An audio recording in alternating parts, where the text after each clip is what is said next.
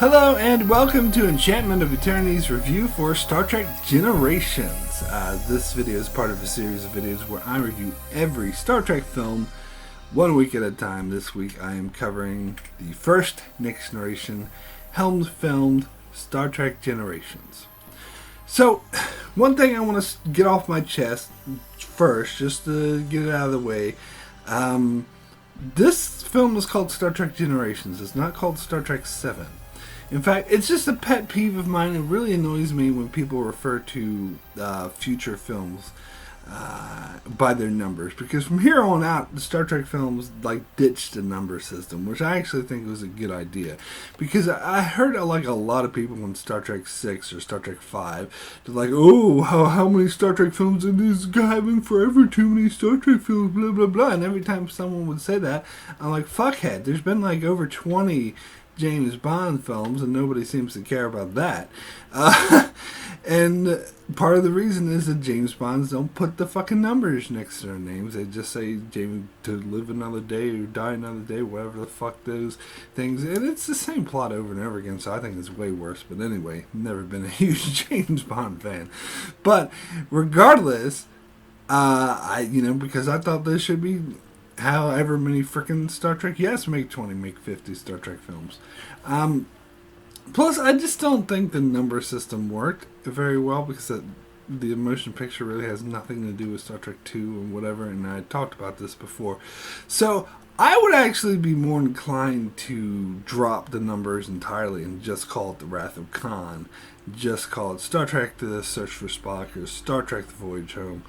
Although I did use the numbers on my previous reviews because that is the officially attached to it. But if it was up to me, I would just drop the numbers entirely. So it really annoys me when people say, "Oh, Star Trek 9 or Star Trek 10. No, they're not fucking called that. Especially Next Generation is a totally different thing. And I think that's really apparent with this film, and I'll talk about that more. And especially when people call the reboot Star Trek 11 or Star Trek 12, fuck the fuck off.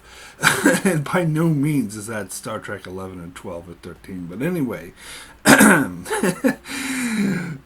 let me talk about this film itself. So this is the first Next Generation, and it is very much a Next Generation film. Now, this does include some of the original cast. The first little segment of the film takes place in the original film timeline. They never really clarify when exactly, but it's definitely after.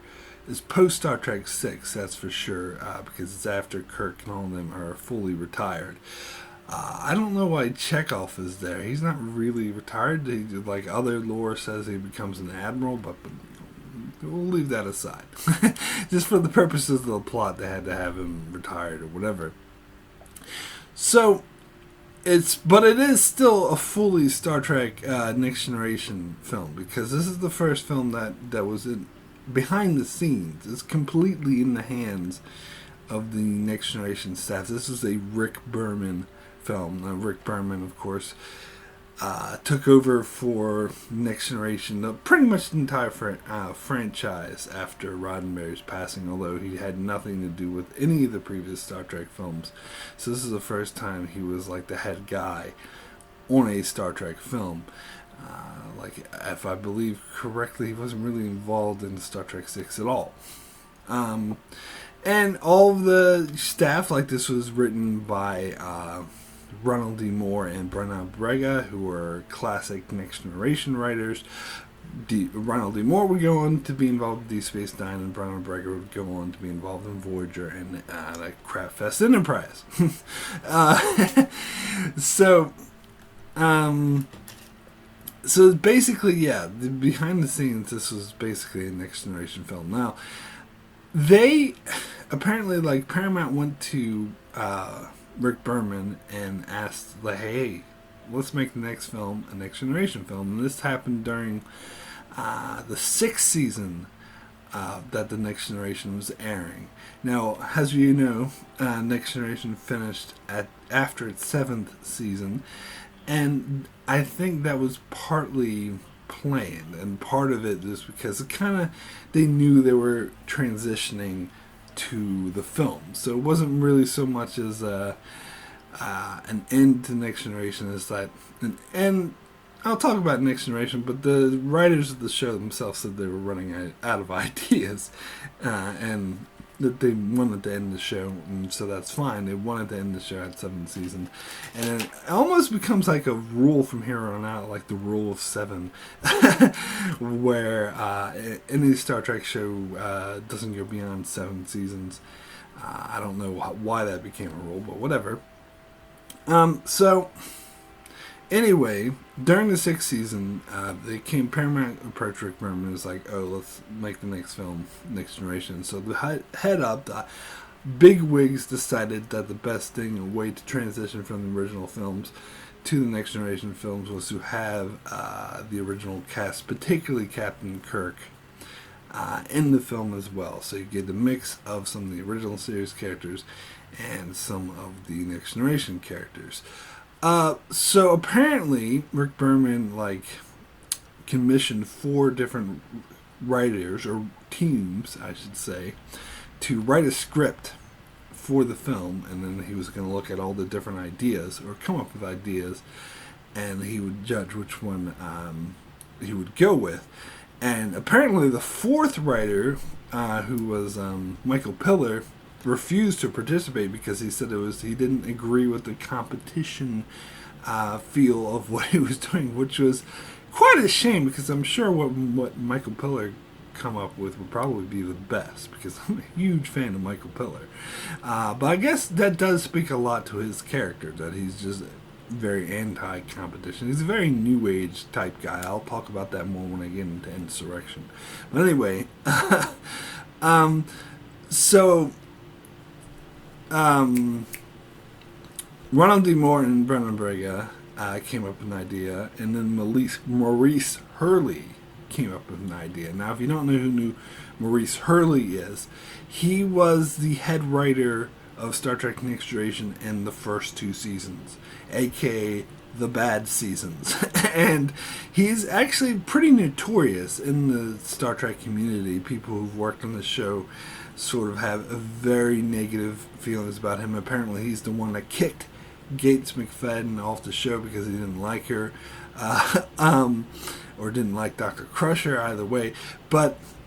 And he's apparently created a very hostile work environment, and all the writers there hate him or spit venom at him. So, and he hadn't been involved in Star Trek at all since he left at the end of the 2nd season. So I was actually really surprised to hear that they actually involved him in writing a Next Generation script. And the idea he came up with was to make Captain Kirk would appear as a hologram. So Picard would get into some situation that apparently Kirk had been in before, in a conundrum. So he'd go to the holodeck and create a holographic version of Kirk to help him out. That sounds like a pretty good episode, but not a good movie. If they made the first Next Generation film and they just had a hologram of Kirk, that would be the cop-out of all cop-outs. Now, Rick Berman apparently said he liked the idea, but he liked Brendan Braga and Ronald D. Moore's idea better, so went with that instead. I don't like the idea. That's been done like a billion times before. Oh, let's go to the holodeck and recreate. I mean, I guess some of the times have been done was after this point, like Voyager did it, and this was before Voyager came out. But still, Next Generation did do it before with like Geordi, the booby trap where Geordi goes in the holodeck and recreates his engineer. I mean, it would basically be the same thing, but with Kirk. Come on. No. No. But anyway, so they went with Ronald D. Moore and Brendan Braga's script, and their original idea was to have all of the original series cast in the film and to have the 2 ships battle each other, which to me that sounds just as dumb, to be frank. And they abandoned that idea because they couldn't find a way, either side would come off looking as the bad guys, and they didn't want that. I mean, duh. But so they decided instead to have begin the movie in the original series time, and then have this energy beam or whatever transport the original series characters into the future. And eventually that got narrowed down to just Kirk. So that's what we got. So the other thing is that the time this movie was made, now it wasn't necessarily rushed per se, but it was kind of. And this is another example of a film with very troubled production, kind of like The Motion Picture and Star Trek V, which reportedly are the two worst Star Trek films before this point. So it doesn't speak too highly of Generations. So, not only was it rushed, though, it was more the fact that when this came out, when they were working on Generations, they were wrapping up The Next Generation. They were working on Deep Space Nine's third season, which was actually a turnaround season for Deep Space Nine that made that show, turned the show from mediocre to great, kind of like the third season of Next Generation did, where they introduced Defiant and they focused on Dominion. So it was a huge season for Deep Space Nine. They were working on that, and they were working on creating Voyager, which is creating an entire show. You had to cast all the regulars, you had to set up the premise, and that was a huge kerfuffle. So the producers like Rick Berman, Jerry Taylor, Michael Pillars, all the Star Trek producers involved at this time said this was the most crazy, hectic time for the Star Trek franchise, because they were basically biting off more than they could chew. They were doing way too much at the same time. They had to come up with a great finale for Next Generation. They had to create a whole new show for Voyager, and they had to, try to make Deep Space Nine better, and make a Star Trek movie on top of that. And that was just way too much, and everyone was like overwhelmed. And reportedly so. They should have paced themselves better, to be perfectly frank. They should have either put off doing the movie or put off Voyager. But apparently, they say timelines because Paramount wanted to get the UPN network on the time, so they couldn't put off Voyager, and they'd already agreed to do a Star Trek movie at this certain time, so they couldn't put that off, way business schedules and stuff. But it ended up being a bit of a clusterfuck. Now, the end of Next Generation was very good. As I said, Deep Space Nine third season was very good. And the first season of Voyager, different people, have different opinions. In my opinion, that was very good and had a very strong opening and a very strong cast of characters. So this is the property that suffered the most, in my opinion, from all of that clusterfuck going on at the same time. Now, I should make it clear at this point that I actually like Generations, and I think it's one of the better Next Generation films. And there's many reasons for that, which I'll get into shortly. But a lot of people like to hate on. I've heard a lot of negative stuff about this film, that this film's horrible, and it sucks, it's a failure, and I don't agree with any of that. Could have been better? Yes. Yes, it could have. But there's a lot of things to admire about this film. In fact, two of the people who spit the most venom at this film are the film's writers, Ronald D. Moore and Brenna Brega, who, in a lot of commentaries and interview, I was watching a commentary Ronald D. Moore did for Star Trek III, The Search for Spock, Don't Ask Me Why. And in the commentary, he starts out by saying, I had nothing to do with this film, but I'm here to talk about it anyway. And that he even talked about what a bad job he did on Star Trek Generations. Now,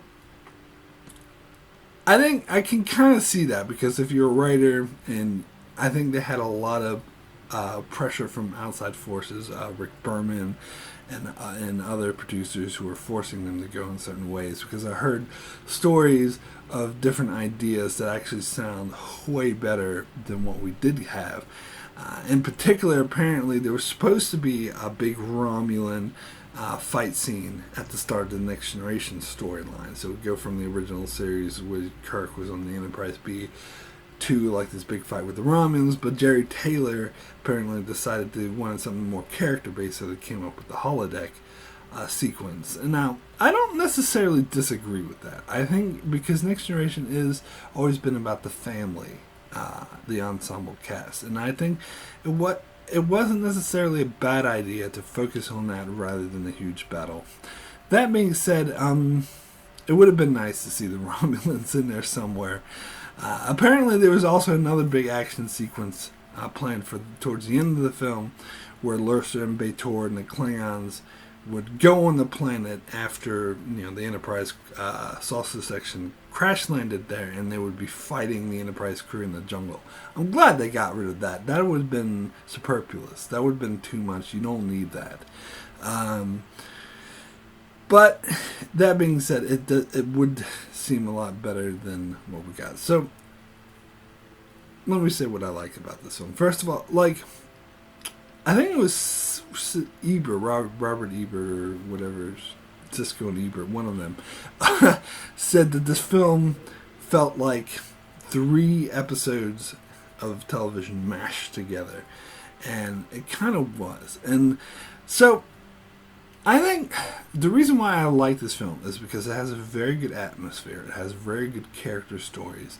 I enjoy watching it a lot. I get goosebumps and sometimes certain scenes in the music. I'll get to the music later. I love the music. I think it adds through to the story. So there's a lot of really great atmosphere, character beats, really great scenes. I thought the humor really worked. The obvious flaw with the film is the structure, is the plot. It doesn't fit together as well. So I could kind of see Ebert's point about it feeling like 3 different stories mashed together. And I do think that does come with a problem with the film was too rushed and they didn't work on the script as much as they would have liked to, which is why Ronald D. Moore and Brendan Braga are not happy with the end product, because I think they wanted more drafts, but they were doing too much at the same time. They even said that they wrote this film simultaneously at the same time that they wrote the finale of Next Generation, All Good Things, and they said that All Good Things actually turned out great, but this one didn't. Of course, this one had a lot more executive interference and meddling than All Good Things was, so you could say that's part of the reason why All Good Things turned out as great as it did. Now, I once said that and it wasn't just me, actually some of the actors involved, I couldn't remember specifically who, and other people involved in production of Next Generation said that they wished that All Good Things was the film and not Generations, because they loved All Good Things and they said that would have made a better film. I got a comment on one of my videos saying, well, All Good Things wouldn't have made a good film because it was general audiences wouldn't get it and they wouldn't understand it. It was mainly just for Star Trek fans, which I could not disagree with more. And in fact, I think it's that line of thinking that leads to a lot of the downside in the Star Trek movies, and particularly the Next Generation films. They were trying too hard to appeal to general audiences, and that's actually not what you should do. You should just make a good movie. If it's good, it doesn't matter how alienating it might appear to be to general audiences, they'll jump on board and they'll like it. Star Trek II, The Wrath of Khan is a great example of that. That's a great film. And it relied on this character from the original series. And so a lot of general audience had no fucking idea who Khan was, but that didn't matter because the story was good enough that it worked on its own. I think it would have been the same thing with All Good Things. Plus, First Contact, I'll get to that when I'll get to it. But it is, well, regardless of what I think of it, it's a popular film. A lot of people love First Contact, and that is completely reliant on the Best of Both Worlds. So people who have never seen the Best of Both Worlds had no idea what the deal with Picard and the Borg is, but they still, general audience, people who have never seen Next Generation before, loved First Contact because the film stood up on its own. So I totally reject this notion that All Good Things wouldn't have made a good film because it would have alienated general audience. I think that's poppycock. Anyway, so the writers themselves thought that the script was a bit muddled and needed more work, and I agree with that. I think that it was the structure, because I think the opening sequence with Kirk and the Enterprise B, that really worked. That was really great. It's still really touching to this day when Scotty and Chekhov go down to the area where Kirk died, and they're just mourning. That had me in tears, and it still gets to me when I watch that scene. It was very effective, and the Next Generation sequence, the whole thing with Soren and the Klingons, kidnapping Geordi, and all the character beats they have with Data having the motion chips, all that stuff works. And Picard's character story is really well done as well, as he's suffering. He loses his brother and nephew, and he has a feeling that his family line is going to end because he doesn't have any children of his own, and it's something that he's deeply regretting. And I think I love that. And when he goes into the Nexus, and he has shown this perfect life with the kids, and he I absolutely love. I'll get more into that scene a bit later, but that scene brings, again, tears to my eyes. It's done so well, and that has a lot to do with the music. Again, really great stuff. And okay, so I think the main issue comes, and when they bring these two storylines together with Kirk and Picard. Now, I do like the interactions between Kirk and Picard, but they seem a bit rushed. They seem like all of a sudden, we should have gotten way more. There should have been way more development. They should have had Kirk in this film a lot more than they did. And when they come back into the 24th century to stop Soren, that whole sequence, I think, was where the movie failed. This is the biggest failure of the movie. It was just a generic action sequence. There was no character beats for Kirk, and I felt nothing really when Kirk died. I was supposed to feel a lot of sorrow and regret. I felt more sorrow and regret at the start of the film when he didn't really die. His actual death was kind of lame, and the whole thing was rushed. I didn't feel like Kirk had any strong motivations let's go on an adventure. Like, Picard didn't even explain the situation properly to him. And just all of a sudden it's like, let's go back and stop Soren. I'm from the past. Aren't you dead? It was bad. It was really bad. And I think that has to do with rush writing. That whole thing needed another pass, another go. They needed to flesh out Kirk more. They needed to flesh out his interactions with Picard more. We needed more Kirk in the movie. We needed to understand why Kirk was there. He needed to have stronger motivation rather than just this being fun. There needed to be more personal stakes. So that's, I think, obviously where the film falters a lot. In fact, I would say that they should have just gotten rid of the Kirk element altogether. I think they kind of handicapped themselves by forcing the writers into this premise of, we have to have Kirk and Picard meet. And if they would have just commissioned a script that was like, no, this is our first Next Generation film, what would be the best film? I think, and just went with whatever Ronald D. Moore and Brandon Braga came up with, it would have been way better than what we got. Because, as I said, the Next Generation side of things, like, they used characters like Lursen Brator. They did have a lot of stuff that you had to watch Next Generation to understand. And then they just focused on stuff like that. It would have been a lot more interesting. And then there's the villain of Soren, who is a caricature. He's not he's not a real villain. I remember reading like the publicity, and Rick Berman was saying, this is going to be a villain to rival Khan. No. And they say that every single film from here on out, by the way. It's just so sick of hearing it. And it's so dumb. And they should just stop trying to do Khan again. And this is such a bland, underdeveloped character. He was played by a good actor. They had, blanking on his name, but what's his face from Clockwork Orange, who was actually doing a lot of B movies at the time, if we're going to be perfectly honest. But he's still a good actor. Hold on, I'm gonna look up his name because I think it's a shame. Malcolm McDowell. There you go. I'm blanking on his name. Malcolm McDowell. So apparently, like, I think I heard this before, but I totally forgot. But he's actually the uncle, apparently, of Alexander Siddig, who plays Dr. Bashir on Deep Space Nine. And apparently, Alexander Siddig once said in I don't know where, a convention or interview or something. He said that his uncle, Malcolm McDowell, told him that he read the script for Generations when he was going to do it, and said that the script was shit.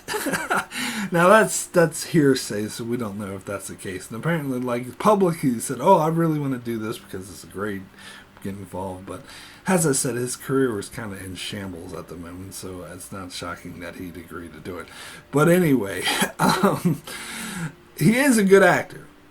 Don't get me wrong, and he's part of the reason why it's easy to not notice that this villain, as he's written, sucks or is just two-dimensional, because having this good actor play him makes you sort of forget that, because it bedazzles you. Like, and there's a lot of quotable lines I used to quote with my friends, like, "Time is a predator, it's stalking you." But really the whole thing about, he kept going on about time and how it hurt you, that was all kind of nonsense when you look at it.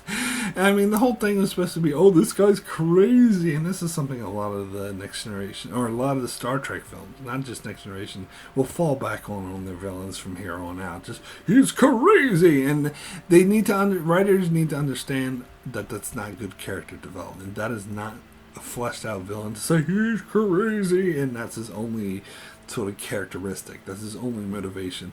And that's clearly the case here. Now, in the script, apparently, originally he was written as just generic mad scientist, but they needed to flesh him out more. His motivations here, I mean, they could have gotten into more detail, and I'll get into this. Let me get into the Nexus now, actually, because his whole motivation was to get to the Nexus, because, I mean, you can kind of understand that, because he lost his family to the Borg, and he lost everyone he loved and everyone he knew, and so he found this place where he could be with them again, basically, and have whatever he wanted.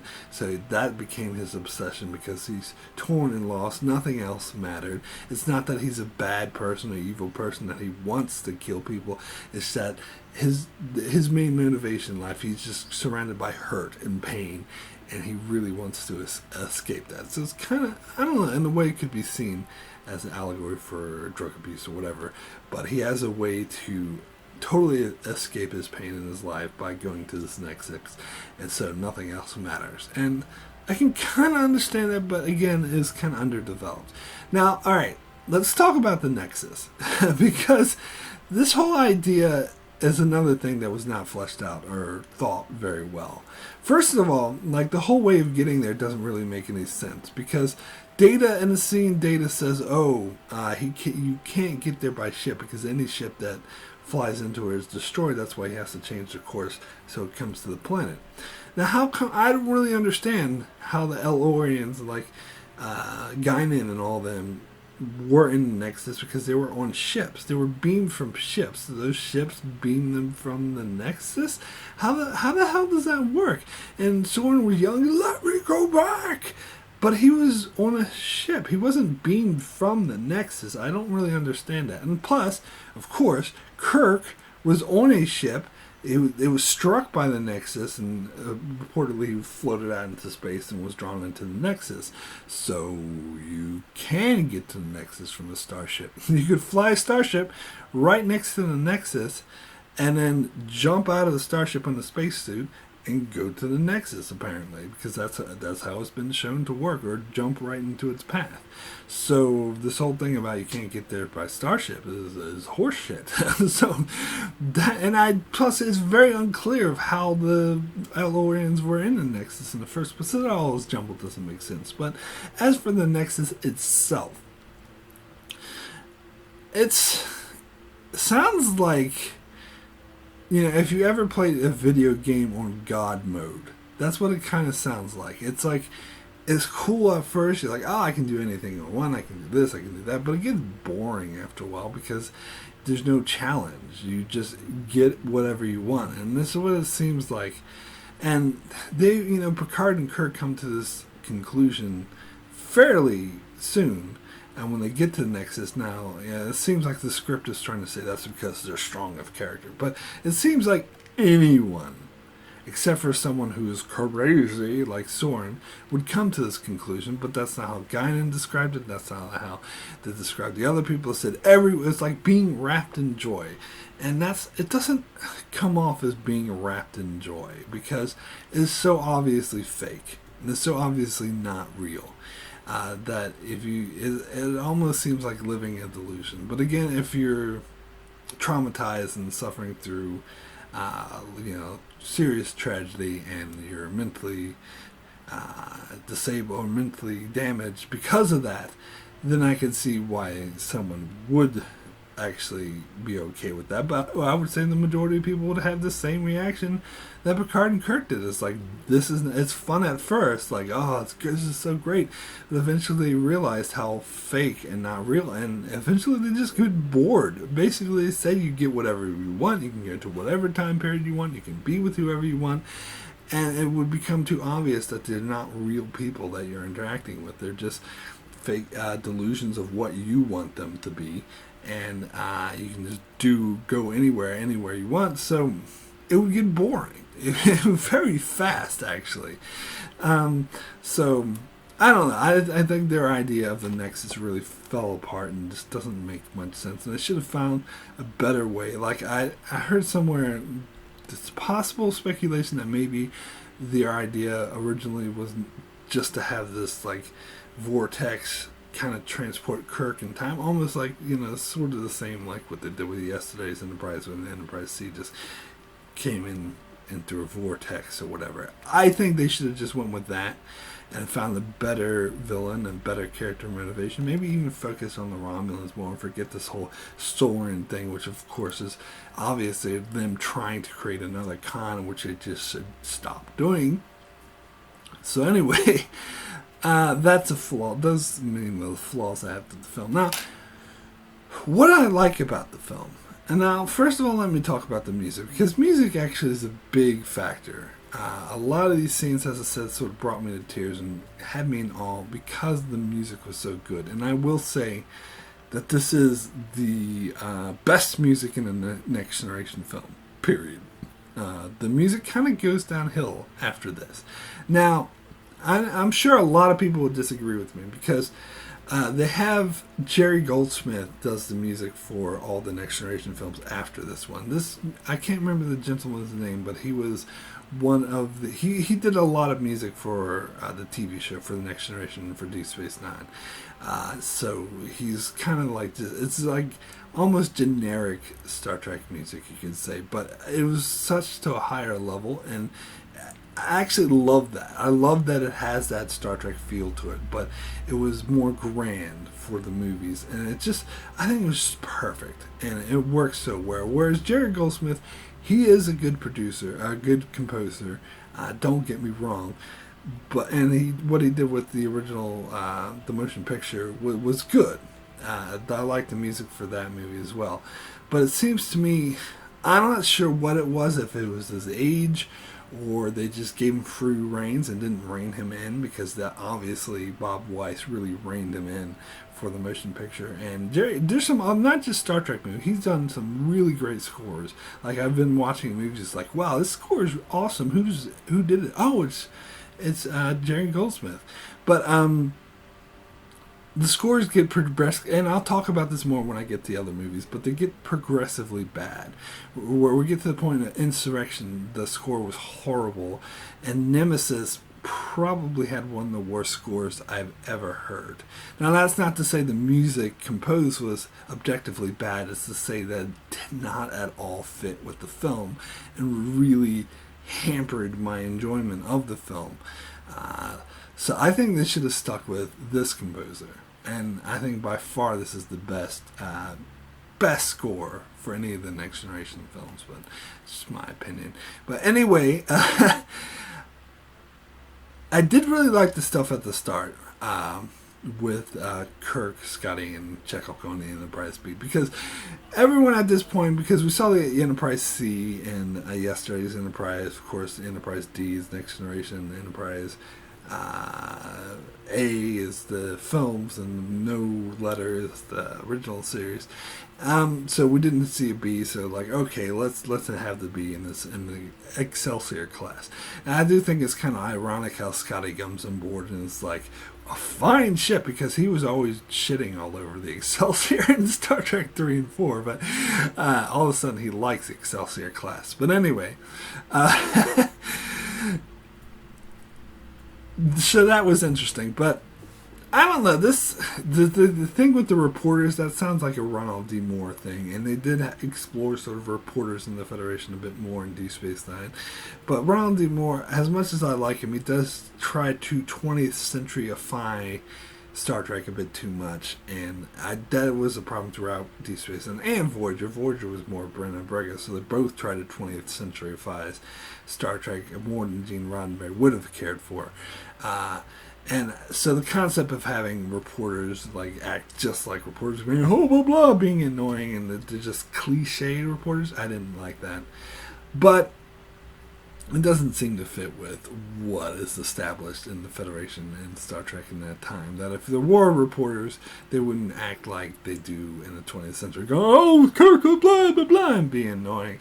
So I think that's dumb. I think that's... And we're starting, even in 21st century, they're starting to not have reporters. It's becoming a thing of the past, or at least act in that same sort of fashion. So it's very 20th century. But anyway, let me talk about Chekhov and Scotty, because as you probably know, there was supposed to be Spock and McCoy, and that makes obvious sense. I mean, it's obvious. They're the triad, Kirk, Spock, and McCoy, and it's obvious the script was written for Kirk, Spock, and McCoy. Now, they couldn't get DeForest Kelley or Leonard Nimoy to come and do this, and frankly, like, I give William Shatner gets a lot of shit, and I give him shit too for being really egotistical and like, oh, diva and me. I actually think that Leonard Nimoy and DeForest Kelley, I know they're both departed, and that's very sad, but that doesn't mean you can't say anything negative about them. They're being divas here, in my opinion. They're like, well, I'm not that important to the script, so screw you, I'm not doing this. And I think that's stupid. Just do the fucking movie.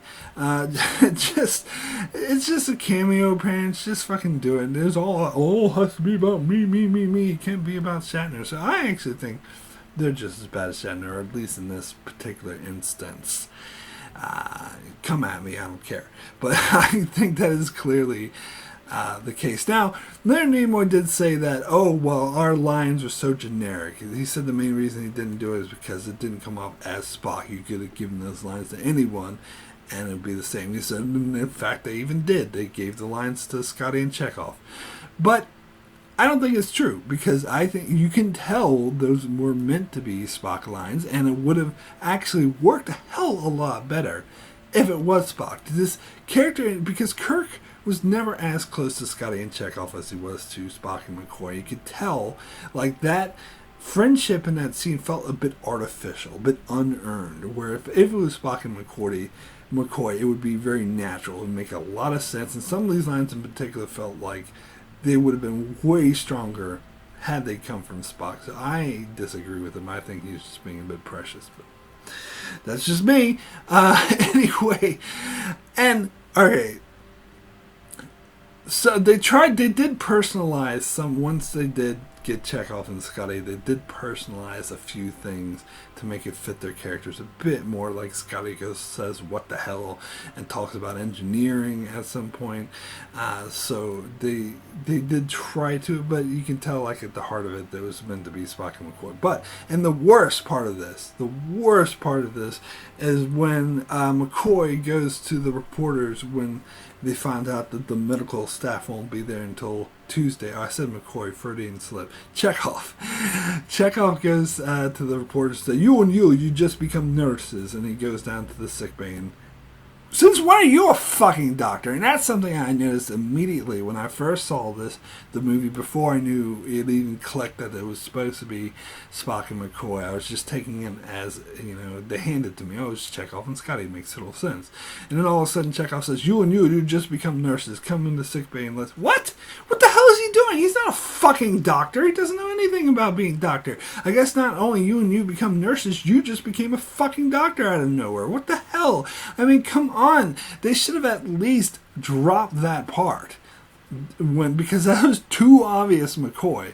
And then when they couldn't get DeForest Kelly and they had Chekhov instead, they should have dropped that.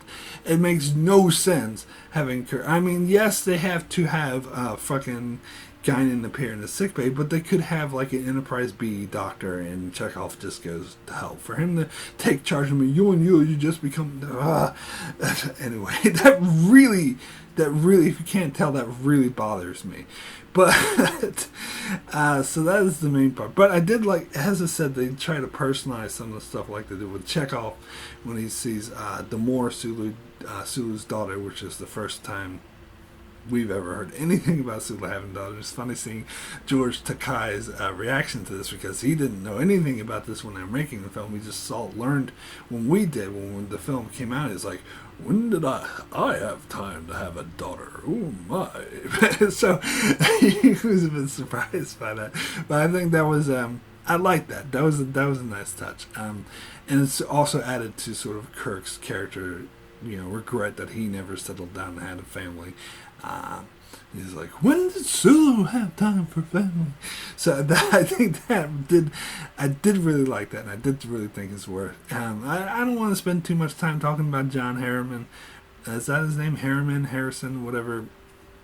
I'm getting him confused with the alias from Khan from Into Darkness, which I'll get to later. Whatever it is, the captain of the Enterprise B, how incompetent he was. It's obvious he was incompetent because of the plot required Kirk to jump in and take over. But everyone's pointed out that this fucker would have never made captain. He's an incompetent jackass. Doesn't know what he's doing. So that was a bit of contrived plot convenience for me, and that's all I'll say about that. So then we go to the Next Generation, and we start with them on this sailing ship. Now, when I first saw this in the cinema, in the theater, I heard like other people whisper like to someone they were with, going, they're on a holodeck. Because someone who'd never seen Next Generation before would have no idea what the fuck is going on. They just went through this scene with Kirk and all them, and all of a sudden there's a sailing ship, and there's these people who they're unfamiliar with, dressed up as Navy officers promoting the Klingon. That would be imagine how confusing that would be to someone who'd never heard of a holodeck, who'd never seen Next Generation. They would be like, what in the fuck? If they had started with the Romulan battle sequence like they had planned, at least that would make a lot more sense. Now, I do kind of understand the wanting to get new audiences familiar with the character interactions, the characters, but they should have did it in 10 forward or something like that. Something that would have made a lot more sense. Like, this is the Enterprise of the future. Instead of having this sailing ship in the ocean, anyone who doesn't know what a holodeck is, that would be confusing as fuck. And plus, this whole sequence I wasn't a huge fan of. The way they were hazing Worf and they made the plank disappear so he'd fall in the ocean, and then Data, it's it's humor. So he pushes Crusher, and then everyone's pissed off, and Geordi's like, that was not funny. Why not? Why is it okay to haze Worf and not Beverly? Just because it's his day? Or is it because he's a Klingon? Is it because he's a male? I mean, why is it okay to haze him and not Crusher? Why is that one thing funny and one thing not? I'm with Data on this one. Maybe I need an emotion chip too. Anyway, I thought that was dumb. So anyway, speaking of the emotion chip, I do like this storyline. I'll get more into Brent Spiner not liking this because with each film they sort of retcon it more and more until we get to Nemesis, and it simply just disappears with no explanation. Which I disagree with him on. I think if he was a really good actor, he would have been able to work with that. But anyway, as I said, I'll get to that later. For this film, I liked it. I thought it was a good storyline. I thought it was the writer's intention was this would be a huge moment for Data, so let's save it for a film. This will be a big moment for him. And I agree, and I think it worked out. Now, a lot of people didn't really like it, didn't care for it, because they thought it turned him into the comic relief, where Data has always been like a really important character. I thought he was still an important character, and I think he had a great character arc in this film. And that's, as I said, one of the strong things about this film that I really like, despite all of its flaws, is it has a lot of good character arcs. It has a good character arc for Kirk, it has a good character arc for Picard, it has a good character arc for Data. And it also has, I don't want to say arcs for Geordi, but he, kind of, because he has this thing where he's captured and then he helps out Data, and it has strong character moments, I should say, for like Riker, Geordi, Troy even, and maybe not Crusher, she doesn't do much, but there's a lot of great character, and it's just a 2-hour film, or however long it is, and that they're able to service all the characters, and even service Scotty and Chekhov as well. I think speaks really strongly to the film, which is part of the reason why I like it, because you know how I feel about good character stories. I love good character stories, and I think the character arcs were really strong in this film. Now, getting back to Data being the comic relief, I actually like that. I think it's funny. I think it was a great movie to see intoxicated, let's say, and it was, I think it really worked. I don't think it diminished the character, because as I said, he goes through his own character arc, and to have him make jokes like, I'm Mr. Tricorder, I was laughing my ass off at that. I'm sorry. And the whole Life Forms, I heard people like bash the Life Forms song. Fuck you, I love the Life Forms. And to see Data, but like when the Enterprise is going to crash, and Data's like, oh shit. I mean, come on. Golden. In fact, I think this humor is by far the best in any Next Generation film. Definitely worked. Was the strongest.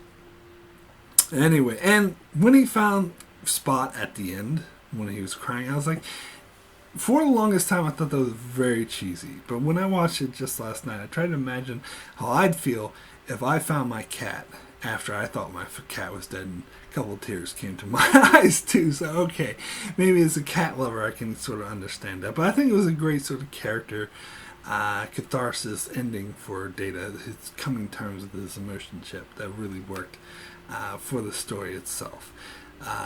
So I thought, and then we getting more into Picard, like his whole through storyline. I touched on a bit about how he wanted, he lost his, heard about the news. And I like how they played this. It didn't reveal it at first that his brother and nephew, who apparently were changelings or got a completely they're done by different actors, I'll say that. Why couldn't, and they're just photos, couldn't they just get the same actor? But anyway, I guess what's his face, the nephew, appeared at the end of the film, but still, I don't know. Anyway, I like how that was done. I like how when he got the news, like this somber thing, and they played off Troy could tell immediately because of her empathic powers, and I loved that was subtly done. They didn't throw it into your face.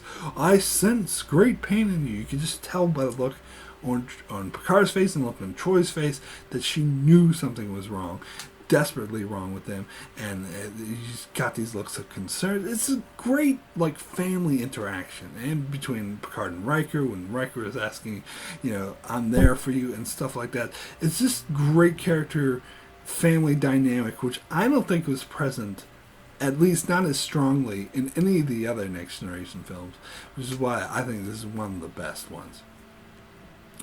Really worked.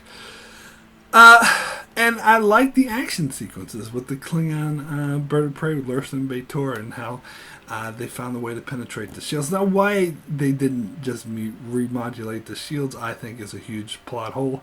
I mean, I've heard the excuse, maybe they didn't realize that that's how the torpedoes were penetrating the shields, but wouldn't they just do that just in case? Because that seems like a high probability. Maybe it's our modulation. Like whenever the Borg penetrate their shields, they're like, let's remodulate. It seems like that would just be a natural, let's just try it, just in case. And it would have worked, and problem solved.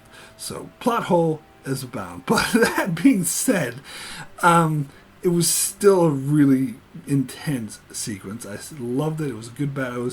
I was almost too Star Trek 6 like. It's almost like they just ripped off Star Trek 6 the way when Kirk was like fire when he found the way to,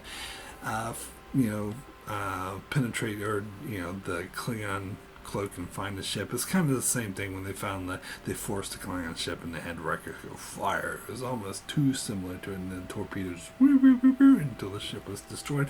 But I still liked it. It was still a very intense battle sequence that I think really worked. Why did I have to have that teddy bear? You know what I'm talking about. When Geordi is evacuating the drive section and they're getting all these children are lost, and they pick up this little girl and she has a teddy bear, and she drops the teddy bear on the ground, and they take way too much time focusing on this teddy bear and this little girl going, no! Why does that need to be there? Why is that there? I mean, I think that's a very bad directing decision. That's a very bad editing decision. They should have caught this in the editing room and be like, why? What does this add to the story? Why is this there? Why do we care about this fucking teddy bear being dropped? We don't. Why are we focusing so much on it? That's bad editing. But anyway, bad directing too, but whatever. Not a huge thing. Just a little nitpick that I have. Okay, so anyway, yeah, I think I covered just about everything with Generations. Oh yeah, the sequence where the salsa section crashes went on for a bit too long, but it was still good. I still liked it. It was still really intense. Oh, I had to get to my biggest nitpick. Now, talking about nitpicks, it is just a nitpick, but it is a huge thing that really bothers the F out of me. Like, I haven't said fuck a lot in this review anyway, but it bothers the fuck out of me. Okay, so at the end of the film, when the Enterprise is crashed, and after Kirk had died, whatever, and Picard's back in the salsa section, they're clearing out all their belongings. They're in Picard's ready room, and he's looking for something desperately, and Riker's with them, helping him find it. He's like, where is it? And he takes this, I don't know if I can pronounce it correctly. It's like I can't pronounce it, I'm not going to try, but this is like artifact that was given to him in the episode The Chase. It was given to him by his mentor, who died in that episode. His teacher of archaeology, who was a huge mentor to him, someone he really admired. He gave them this priceless artifact. Now, I can't emphasize the word priceless enough. It's worth a fortune. It is like the rarest of the rare. And when he gave it to Picard, Picard's like, no, you can't be serious. This belongs in a museum. This is like the rarest of rare artifacts. You can't actually be seriously giving this to me. This is like beyond priceless. And he does, and it has that emotional attachment to him that his beloved mentor. And it's priceless. I'll just say that again. It's a priceless artifact that belongs in a museum. It could be on display, and people come all across the galaxy to see it. In this scene, when they're looking for something, I assumed that's what it was, especially when I saw it, because they showed it. You know what Picard does? He takes it, tosses it aside, and goes straight to this book. I'm like, oh, here it is, and finds this book. Are you fucking serious? He's looking for a goddamn book? Fuck that book. That book is worthless. It's a piece of shit. The freaking priceless artifact that has emotional value attached to it, and he just picks it up and tosses it aside. I know that's a very minor thing, and a lot of people who aren't as big of a freaking geek as I am probably didn't notice that. I would say most people didn't. But that annoys the hell out of me. It annoys the hell out of me. What the fuck are you doing? This is a priceless artifact. It's like taking the most priceless artifact and just shoving it aside. What the? For a stupid fucking book. Anyway. I just had to throw that out there. So my rating for Star Trek Generations out of 10 is a 7. Very good. There's a lot of flaws. I already talked about all the flaws. Mainly comes in with bringing Kirk and Spock together. That could have been handled a lot better than it was. And the flaws of the villain being two-dimensional, and just a lot of structural flaws in the structure of the plot. But great character moments, great music, a lot of great moments throughout, a lot of great use of humor. A couple of the storylines in isolation really worked. So I do really enjoy this film. I enjoy watching it. I think it's one of the most enjoyable Next Generation films, and I disagree with all the hate that this film gets. Anyway, that is it for my review of Star Trek Generations. I'll be back in about a week's time to move on to First Contact in my bid to cover all the Star Trek films. So be sure to check out my channel for that, as well as I do many other videos and other shows. A lot of other Star Trek videos as well. I also cover other shows like Game of Thrones, The Expanse, Babylon 5, and more. So be sure to subscribe so you can keep up with all of that. And thanks a lot for watching.